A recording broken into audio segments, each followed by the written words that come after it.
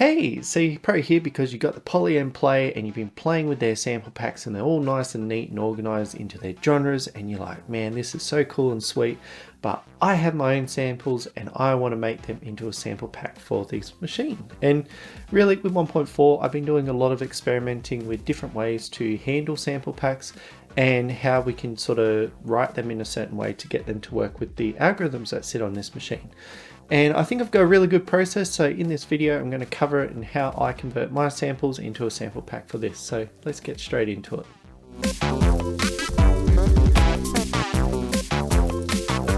Now before we grab our samples and chuck it into a sample pack file, I think there's a bit of theory that we need to discuss about the Polyend Play. Like, it has some really cool features like the beat fill, pattern fills, so chords and bass lines recently. Has randomise functions, it has chance functions, and all those sort of algorithms are going into these files in the sample pack to populate it out. And more specifically, it's looking for 5 different types of files. It's got kick, snare, hat, bass, and synth. And that doesn't mean like all the snares go in the snare files. Like, claps are used the same as snares, so they go in the same folder. This is because the algorithms behind the beat fill, the bass fill and all that are going into those folders, and same thing with the patterns behind them.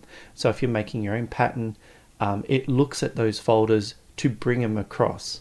So it's very important to do that first, but also the clustering of how the files are laid out in that file. So it will go from top to bottom as a list, and you want similar sounds grouped at the top, so you could have all your snares and all your claps next, or vice versa, because some of the randomized functions don't really just do pure random. It's sort of a controlled random, which I want to highlight later in this video. So with all that theory stuff out of the way, I'm just going to jump into Reaper. So this is my main way of editing samples and making sample packs, as well as a few other things. You don't have to use this, because really I'm just using this as a way to organize the files, and it does have some really cool tools to export out. So if you're interested, I'm just going to leave a link down below. But what I've also got is from my Ace Jam Tracker Tips series that I did for the Polyend Tracker. I created a sample pack, so I had some copyright free stuff that I could use. And what I'm going to do is use this DMG file. So if you like the old Game Boy sound, I'm going to organize that for the Polyend Play. So first thing I'm going to do is I want to create some tracks. So I'm just going to create a kick, snare, hat, bass, and synth. And these are the 5 main folders that we're going to look at. So I'm just going to bring these files in. So just select them all, just drag them in there. Single track, so they're all lined up across the top. Cool. So we've got all our samples, and if I was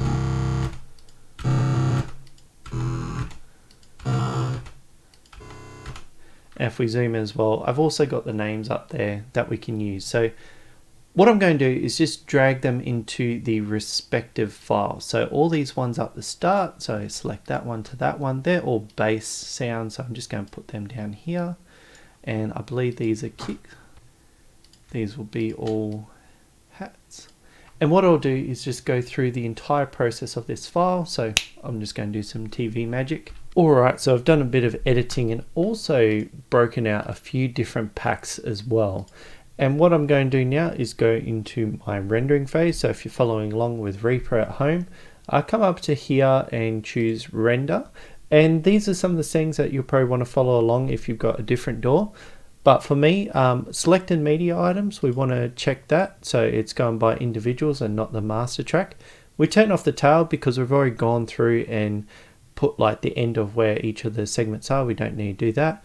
For the export, I usually just leave it with the default settings, just changing it to mono because we are dealing with the Polyend Play and it is a mono device. We don't really need to have double the memory there, just a little bit of optimization. And then it comes to this directory. So I've just got a file directory set up, so sample packs. And if I was to start this again, we have a few different ways that we can use these titles and naming to control the items. So where it's got this $ track, let's go and turn it into a folder for us. So we got our base file, and then inside of that we got our base file. So the base wave for that. So it's one of the ones in here.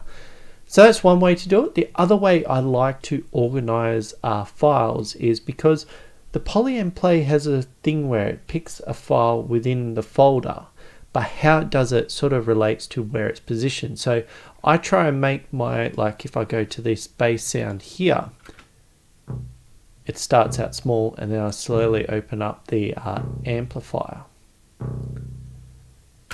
And then the Polyend Play, as it chooses the randomization, it might start with 1 or 2 files and it starts pinging out left and right. So I like to keep this sort of hierarchy as I go forward, so it works from left to right. Same with all these drum sounds, like all these little hats and then going up to the big cymbal. So what I can do, instead of just going track and then item, I just go track and then track. And then what the Reaper does is it adds this suffix to the end. And then that makes sure that all my files inside it are all nicely laid out, which I've gone through. I do have my window here. So these are the 4 sample packs that I got from my Tracker Tips pack. So I've got like the original Nintendo, so I've got some really cool sounds. Game Boy, I really do enjoy my chippy tunes, but then I did one that was all the analog sounds. And then this one I'm going to talk a bit about in a different video, but this is to help create patterns. Now you made your files and you want to get on the Play, so what you need to do is plug the SD card into your computer. You'll see the nice hierarchy here, and then what you want to do is put it into this sample packs folder. So as you can see, the ones with the underscores, they're the ones that I've just done, and that HJM template that's populated up the top. There's a few others, some of the ones that I put over on Gumroad, so if you want some FM sounds, go over there and check it out. But there you go, that's how we put them on, and you can only put them in this file because the load button doesn't actually work if you go into the subdomain. So I was trying to do some stuff here where I organized it into different sounds. Didn't really like that, so just make sure that your sample packs go into the root directory and we'll get onto the Play. So I've got everything on the Polyend Play here, and to bring in a file or a sample pack, what we want to do is press the knob here, go down to sample and go load sample pack. And because we put in that file, it's going to show us the folder, so you can see that template folder. Got a few other ones that are sitting there, but it's like I've got that analog, Game Boy and NES. So I'm just going to load that analog one just to show, and it does take a bit of time depending on how large you make the file. So just be cautious of that, and like we'll just see how long it takes. It's almost there.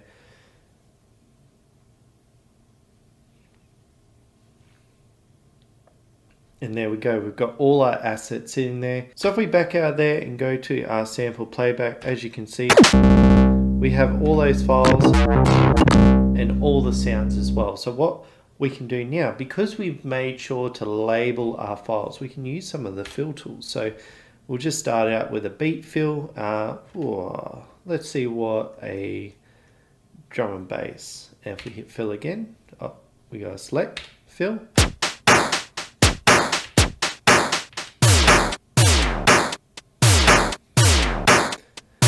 That's interesting. And then if we set this to the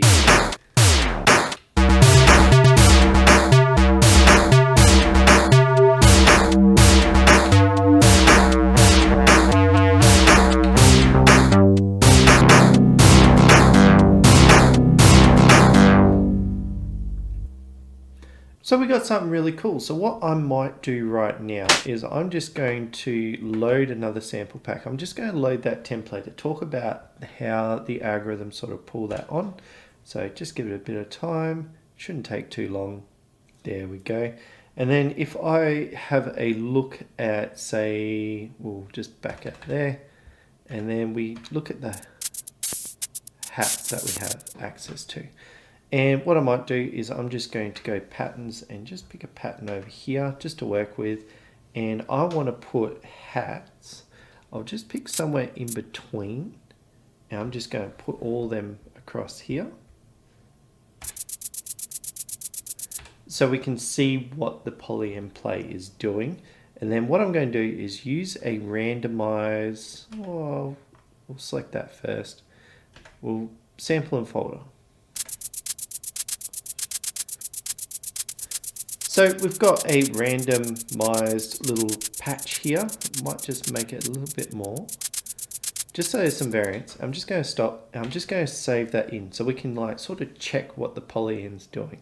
So I'm just going to go sample. So that's a 3 hat, 5, 4, 4, 2, 5, 4. So as you can see, there's not much range between what the polyend has picked. But if we go back into here and then we randomize it by a lot, and we'll save that, we'll probably notice that the sample in play, so 3, like it starts to expand out. So having that sort of list on the way we organize our samples, so you could start out with like really quiet and short samples and work our way down to like super long and more like your symbols and all that sort of stuff. The Polyend play is going to use different algorithms to control the sound. So if I just put those ones back in, like randomize, I feel this one is just randomize sample and folder. It's starting from the position. So say we go by the position here, which is hat 6. It's taking that part of the list and then it's going random, that amount down and that amount up. So it's like, say 10% to 100% where it's the full range of the list.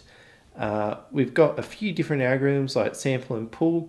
And I feel a couple of these have different slopes, like the texture one I've been trying to nut out, like the different areas. So it's got the cutoff, it's got the sample attack and decay. We'll add some of this texture in.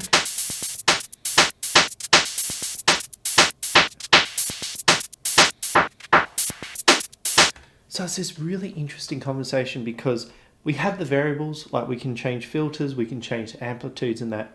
But the organization of the file is going to impact on how we use those generators to improve what we're trying to work on. So I think that was really key to the whole video here. So I hope that's shown you a bit of my pipeline for putting samples on the Polyend Play, because really this is a fantastic music device, and as much as we do have some ways to edit our samples on here, being able to organize the samples in a way that the Polyend understands and then we can leverage the algorithms to get the most out of this machine has been something that's really been on my mind and wanted to put it into a video form. So if you like this one and think it will help someone else out, definitely give it that thumbs up, because it tells the algorithm to point this to other people that might want to put their own samples on this thing. And if you do have any comments or queries about it, definitely feel free to leave a comment down below. It's a bit more nuanced than just putting a video out on the internet, and I do try and be down there to explain what I was talking about. And in the end, if you did enjoy this one and want to stick around, I look forward to seeing you next time.